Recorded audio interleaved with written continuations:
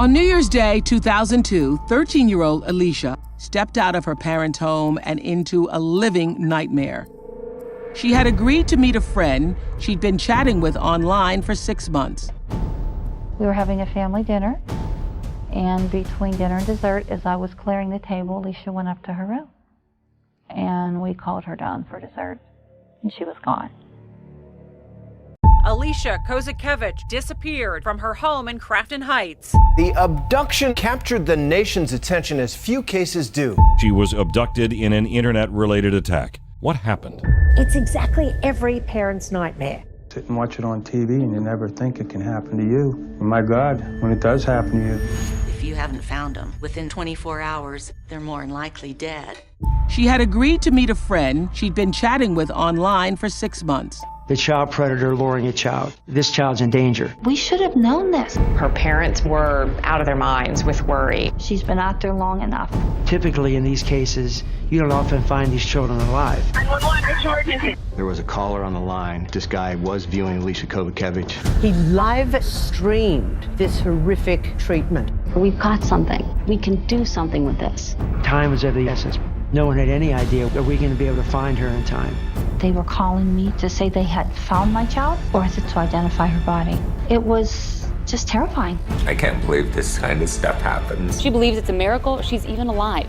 What happened? How did you survive? Until now, she has never told the full story of what happened to her. Alicia Kozakiewicz is a survivor and advocate who has spoken out about her own experience as a victim of an online predator. In 2002, when she was just 13 years old, Alicia was lured into meeting someone she thought was a teenage boy she had been chatting with online. However, it turned out to be a grown man who abducted her. Alicia was held captive for several days and was subjected to abuse before law enforcement was able to locate and rescue her. Her case brought significant attention to the dangers of online predators and the importance of online safety for young people.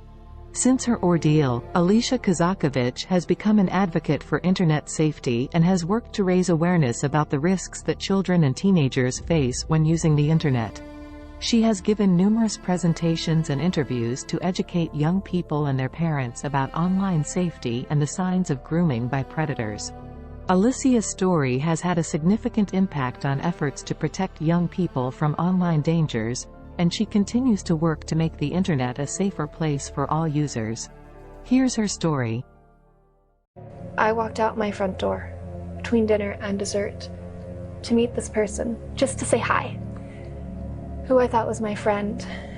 I walked up the street just a little, and next thing I know, that little voice inside of me spoke up. Alicia, what are you doing? My intuition started screaming at me, Alicia, go home. By that time, I heard my name being called. Next thing I knew, I was in the car and he was squeezing my hand so tightly that I thought it was broken. And he was telling me warnings, you know, the trunk's cleaned out for you. And he started to drive. And he continued to drive and drive and drive.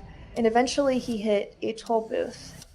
And he threatened me, but he couldn't stop my tears. I had this immense, great feeling of hope that he was going to get to this toll booth. The person inside would see me crying, they would be alerted, and it would all be over.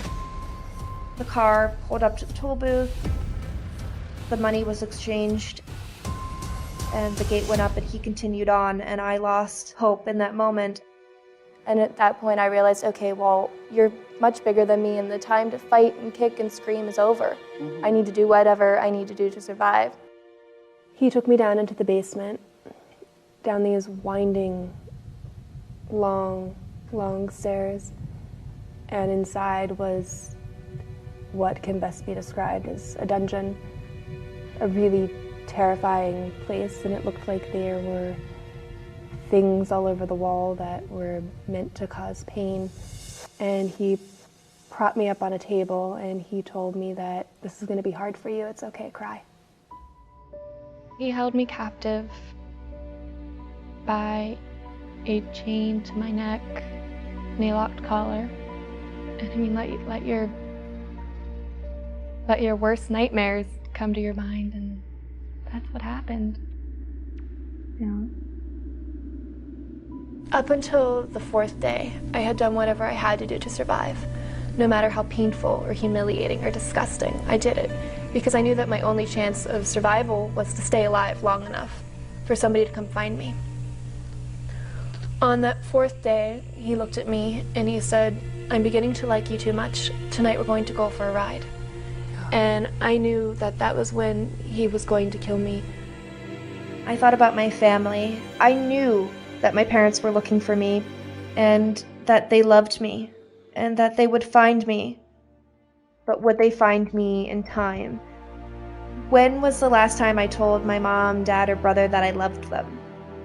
Did they know that I loved them?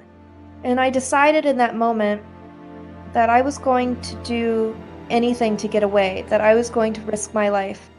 I heard the door fall in, and these people, it sounded like they were tearing apart this house. I thought they were coming to kill me. I thought that he'd sent people to kill me. I was terrified.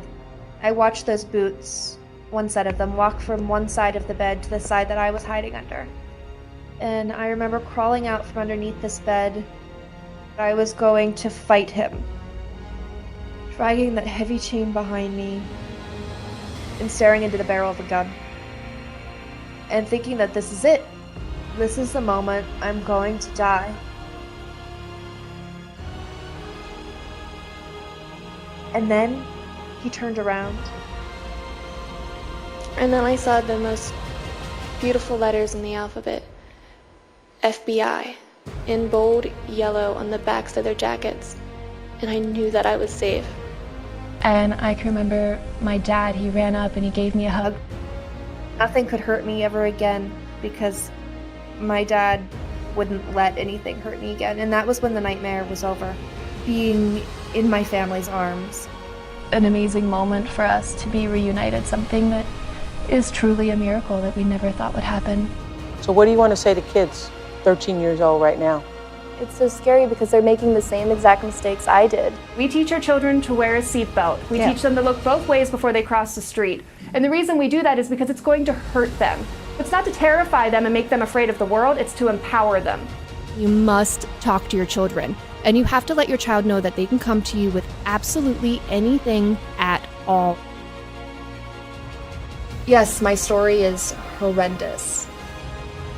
And people constantly say to me, "Oh, well, I went through something and it's not as bad as what you went through." And yes, it is. It's your experience. You can't put a value on trauma. It takes time and it takes your time. It's okay for it to take time. For you to cry and scream and break down. It is difficult. There are ups and downs, but you can get through it.